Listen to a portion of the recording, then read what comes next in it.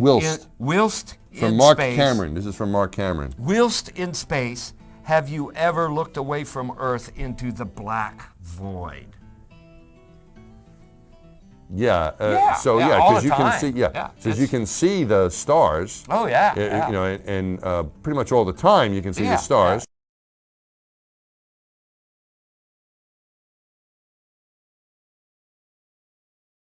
We were never able to see stars from the lunar surface or on the daylight side of the moon.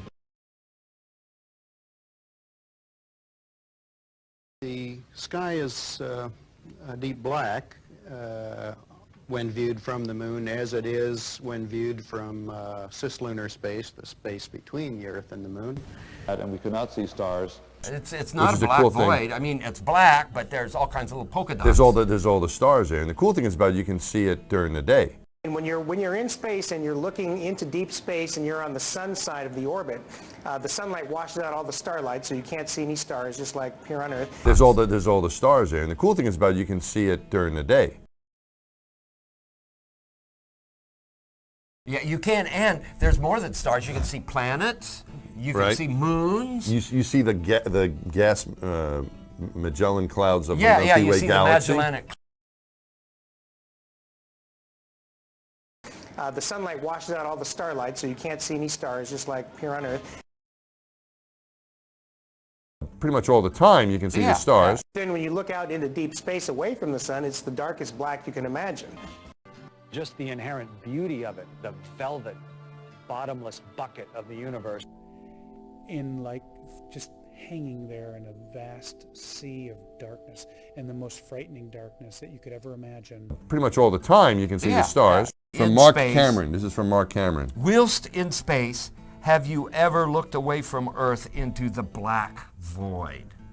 And the most frightening darkness that you could ever imagine. Pretty much all the time you can see Yeah, the stars.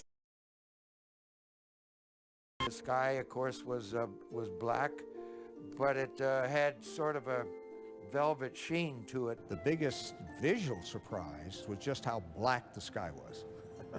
You have a brilliant sun, brighter than any sun you normally would see, even here in New Mexico.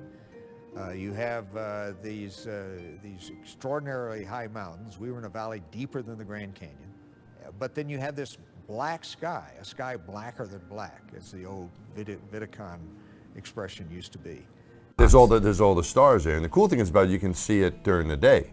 I've often tried to explain the difference between darkness, when you turn out the lights and it's dark in here, or blackness.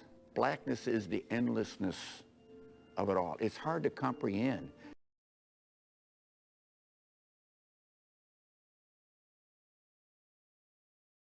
You don't see stars in the daytime on Earth, not because they're not there, but because the atmosphere is aglow with scattered light from the sun. If you take away the atmosphere, the sun will still be there, but the sky goes dark. That's what the folks get when they go to the edge of the atmosphere, and they're calling that the edge of space. But when you get to the edge of the atmosphere is no longer between you and the rest of the universe, and the stars reveal themselves just as they would at night. Since the moon has no atmosphere, then a daytime picture, if you're there in the daytime of the moon, you see a full night sky of stars, even with the sun in the sky as well. But when you get to the edge of the atmosphere, the stars reveal themselves just as they would at night. If you're there in the daytime of the moon, you see a full night sky of stars, even with the sun in the sky as well. Even with the sun in the sky as well. We were never able to see stars from the lunar surface or on the daylight side of the moon by eye without looking through the optics. We were never able to see stars. The sky is a deep black when viewed from the moon, as it is when viewed from cislunar space, the space between the Earth and the moon.